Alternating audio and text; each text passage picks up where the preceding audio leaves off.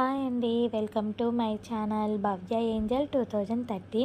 ఈరోజు మంచి పిల్లలకి ఎంతో ఇష్టమైన లంచ్ బాక్స్ రెసిపీ అయితే చూపిస్తానండి. చూస్తేనే నోరూరిపోతుంది. ప్రాసెస్ అయితే చూపిస్తా చూడండి.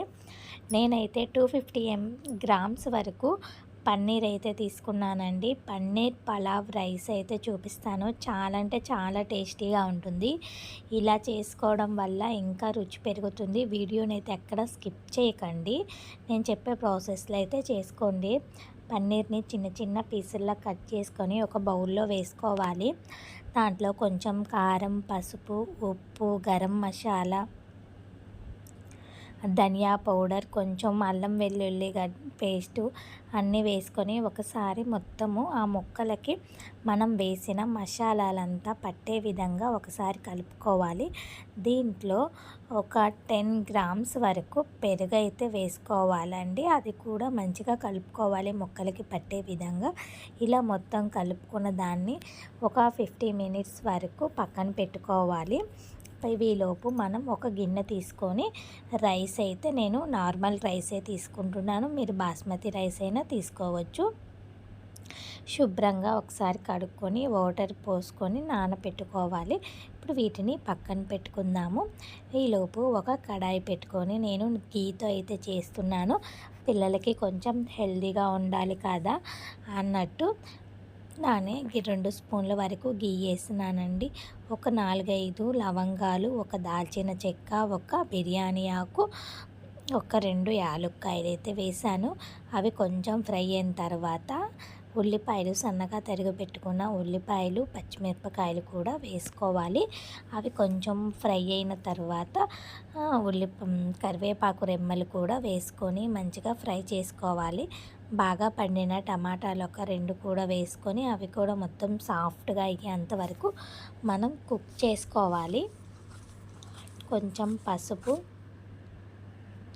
కొంచెం సాల్ట్ వేసుకోవాలి. ఆల్రెడీ మనము పన్నీర్లో సాల్ట్ వేసామండి. దీంట్లో కొంచెం వేసుకొని అడ్జస్ట్ చేసుకుంటూ మనము టేస్ట్ చూసుకుంటూ వేసుకోవాలి. ఎక్కువ వేసుకుంటే మళ్ళీ కష్టం అవుతుంది కదా, అప్పుడు టేస్ట్ అనిపించదు. నేను చెప్పినట్లాగే వేసుకోండి ఉంటుంది. ఇప్పుడు మనము పన్నీర్ కూడా వేసుకొని ఒక 5 to 15 మినిట్స్ లో టు మీడియం ఫ్లేమ్ లాగా పెట్టుకొని ఒక మూత పెట్టుకొని మంచిగా కుక్ చేసుకుంటూ ఉండాలి.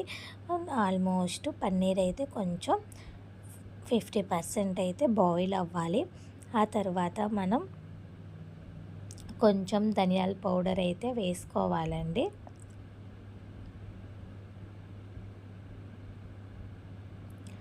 ఇంకా అది వేసుకొని కలుపుకున్నాక ఆ వీడియో కొంచెం మిస్ అయింది, ఏమనుకోకండి.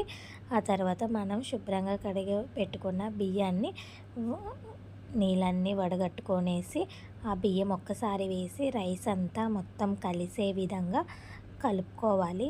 కొంచెం కొత్తిమీర కూడా వేసుకొని మొత్తం ఒకసారిగా కలుపుకోవాలి. నేను ఒక గ్లాస్ రైస్కి వచ్చేసరికి 1.5 గ్లాస్ వరకు అయితే వాటర్ తీసుకున్నానండి. మీ పాతవిగా ఉంటే అలా ఉంటే 2 గ్లాసులు తీసుకోండి. బాస్మతి బియ్యం అయితే 2 గ్లాసులు, ఒక గ్లాసుకి 1.5 కప్పు వరకు వాటర్ అయితే తీసుకోండి. మొత్తం విజిల్ పెట్టుకోవాలి. 3 విజిల్స్కి అయితే అయిపోతుంది. నేను చూడండి విజిల్ తీసిన తర్వాత రైస్ అయితే ఎంత పర్ఫెక్ట్గా వచ్చిందంటే నిజంగా అండి, అసలు భలే వచ్చింది. అసలు నాకు ఇలా చూస్తున్నప్పుడే నోరు ఊరేస్తుంది. అంత టేస్టీగా అసలు సూపర్గా వచ్చింది. మా పిల్లలు కూడా చాలా ఇష్టంగా తిన్నారు. మీరు కూడా ఒకసారి ఇలా చేయండి నేను చెప్పిన విధంగా. చాలా టేస్టీగా ఉంటుంది. ఇంట్లో వాళ్ళందరూ ఈజీగా అయిపోతుంది. ఇంట్లో వాళ్ళందరూ మళ్ళీ చేయమని మిమ్మల్ని అడుగుతూ ఉంటారు.